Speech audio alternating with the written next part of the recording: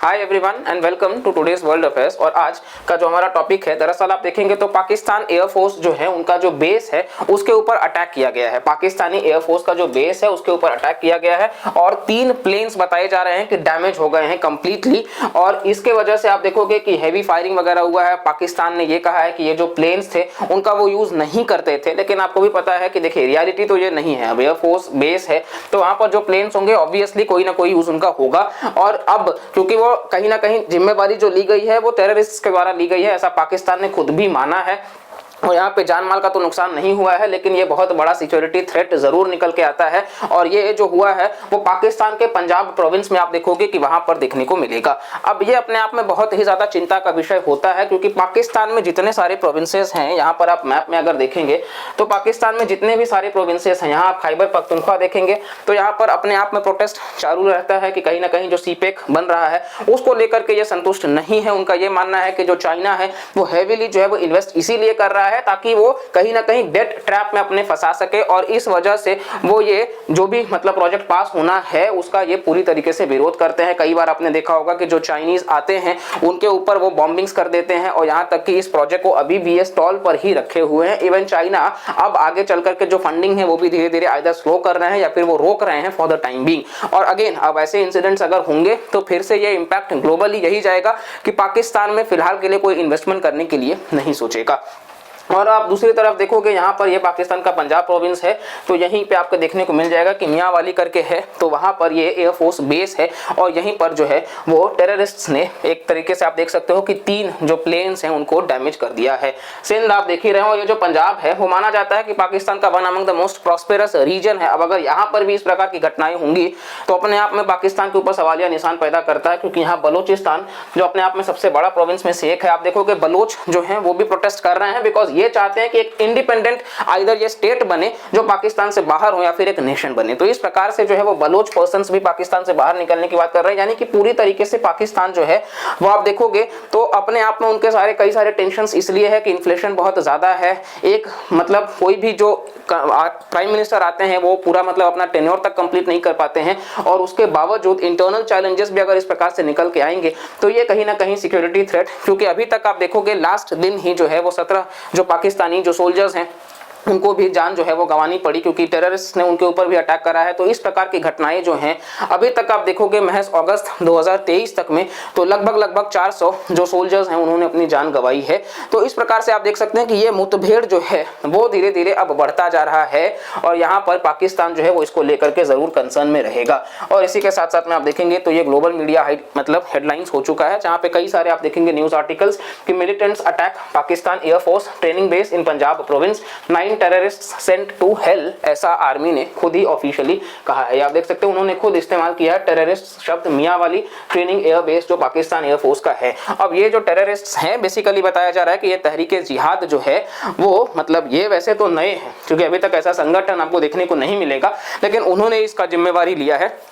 कि ये जो ब्लास्ट हुए हैं उसके पीछे का। लेकिन अगेन जो क्वेश्चन है वो धीरे धीरे रेस करता जा रहा है कि किस प्रकार से अपने ही लोग, अब धीरे धीरे आपको देखने को मिल जाएगा कि जब अपने ही लोग इन चीजों को लेकर के हथियार उठाने लग जाएंगे तो ये बहुत बड़ा जो है वो क्वेश्चन मार्क रेस करता है। इसी के साथ साथ में आप देखोगे तो पाकिस्तानी हिंदूज को लेकर के बोलने के लिए यहाँ पे पाकिस्तान के जो फॉर्मर स्पिनर है दानिश कनेरिया, उन्होंने इरफान पठान से कहा है कि आप जो है वो गाजा पर जिस प्रकार से बात कर रहे हैं, मतलब वही जो है कि मतलब आप कहीं ना कहीं आपको देखने को मिल जाएगा कि ये कॉन्ट्रीब्यूशन दें। तो यहाँ पर इसी के लिए दानिश कनेरिया जो हैं वो चाहते हैं कि ये सेकंड हिंदू हैं जिन्होंने पाकिस्तान क्रिकेट टीम में वो रहे हैं, और इसी के साथ साथ में अभी तक उसके बाद से तो कोई आया नहीं है। और इन्होंने कहा है कि जो पाकिस्तान में हिंदूज रह रहे हैं उनका जो सिचुएशन है वो बहुत ही ज्यादा खराब है। तो वो इरफान पठान से जो वो गुजारिश कर रहे हैं कि मतलब किस प्रकार से उस चीज को वो आगे बढ़ा सकते हैं, और एक मतलब इसको ये हाईलाइट करवा सकते हैं, क्योंकि पाकिस्तान में हिंदूज का हाल जो है वो बहुत ज्यादा खराब है। और इसी के साथ साथ में आप देखोगे तो कहीं ना कहीं तो पाकिस्तान के अकॉर्डिंग वो ये मानते हैं कि अफगान असाइलम जो है, क्योंकि आप देखोगे यूएन का जो ह्यूमन काउंसिल राइट्स है उनके हिसाब से आप देखोगे तो लगभग 1,33,000 जो रेफ्यूजीज हैं जो अफगान से जब तालिबान आए तो 70% जो है वो वहां से निकल लिए, इधर वो ईरान चले गए या फिर वो पाकिस्तान चले गए या फिर वो ताजिकिस्तान चले गए। अब उसमें से जो पाकिस्तान आए हैं तो पाकिस्तान ये मानता है कि जिस तालिबान को उन्होंने समर्थन दिया उन्हीं के वजह से आज जो अफगान आ रहे हैं जिनको कहीं ना कहीं ट्रेनिंग दी गई है है, जिनको कहीं ना कहीं ये स्किल सिखाया गया है, आज वो पाकिस्तान के खिलाफ हथियार उठा रहे हैं, ऐसा पाकिस्तान का भी मानना है। अब इस बात में कितनी सच्चाई है ये तो कहीं ना कहीं वो पाकिस्तान का अब किस प्रकार से रिपोर्ट बनता है जो भी है, लेकिन कुल मिलाकर के ये जरूर है कि पाकिस्तान इन चीजों को लेकर के जरूर कंसर्न रहेगा और अब विश्व को भी कंसर्न होना चाहिए, खासतौर से भारत को भी, क्योंकि भारत आप देखोगे तो ओवरऑल हम बॉर्डर जो शेयर करते हैं तो अपने आप में बहुत पोरस बॉर्डर्स हैं।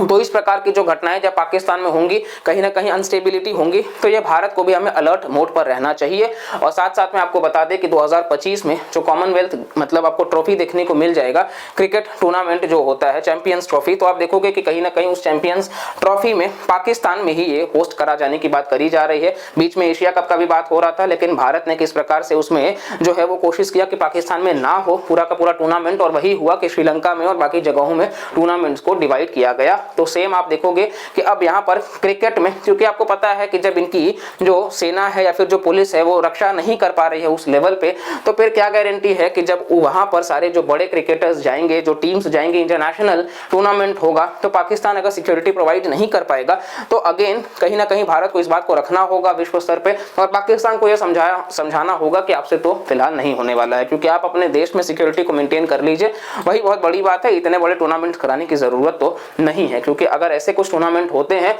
तो जाहिर सी बात है जब नॉर्मल में इतना ज्यादा जो है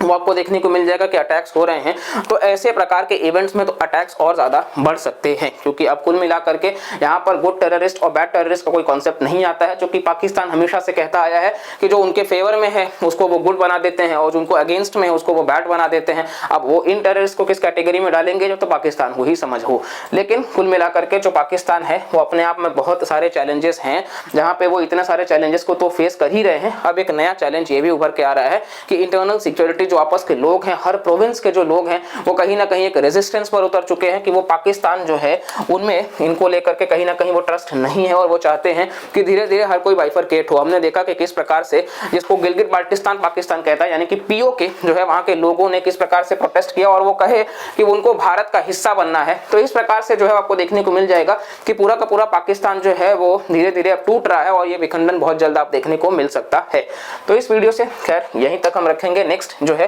वो आपको चैनल पे कई सारे वीडियोस देखने को मिल जाएंगे। तो अगर आपको हमारे कंटेंट पसंद आ रहे हैं तो प्लीज़ लाइक करिएगा, चैनल को सब्सक्राइब करिएगा और कमेंट करके भी ज़रूर बताइएगा, और वीडियो से हेल्प हो तो वीडियोस को शेयर भी करिएगा। तो चलिए चैनल पे बाकी वीडियोस को भी देखते रहिए और मिलते हैं अगली वीडियो में। तब तक के लिए bye bye, take care and जय हिंद।